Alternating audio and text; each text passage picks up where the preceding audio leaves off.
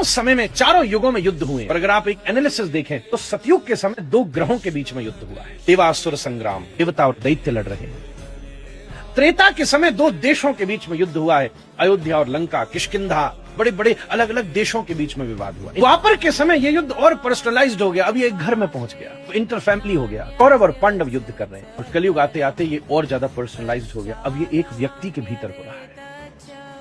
आप कुछ भी करने बैठो तो आपके भीतर की पॉजिटिविटी और नेगेटिविटी, ये दोनों के बीच में स्ट्रगल होती है। एक राम और एक रावण दोनों भीतर युद्ध करते हैं। सुबह सुबह अलार्म बजता है, राम जी कहते उठो, रावण कहता है स्नूज। दोनों के बीच सतत युद्ध चलता है। हमारे सामने प्रस्ताव आए, परिश्रम ज्यादा, थोड़ा सा अर्थ मिलेगा बट लेट मिलेगा, फिर वहीं एक शॉर्टकट मिलता है कि नहीं ये कर लो तो जल्दी मिल सकता है। अब इस दोनों ऑप्शंस के बीच में हमारे भीतर का संस्कार हमें गाइड करता है कि क्या करना चाहिए। राम जी कहते हैं राइट वे चूज कर, रावण कहता है नहीं यार, जिंदगी एक ही मिली है, मजे लो उसके, इसलिए 10 फेसेस, किसी के सामने अलग चेहरा, किसी के सामने अलग चेहरा, किसी के सामने ऐसी प्रवृत्ति के व्यक्ति को रावण कहते हैं। इसके 10 हेड नहीं है, जिसके बहुत सारे फेसेस हैं। किसी को कोई चेहरा मालूम है, किसी को कोई चेहरा मालूम है, राम जी एक ही चेहरे वाले हैं। ये युद्ध सतत चल रहा है।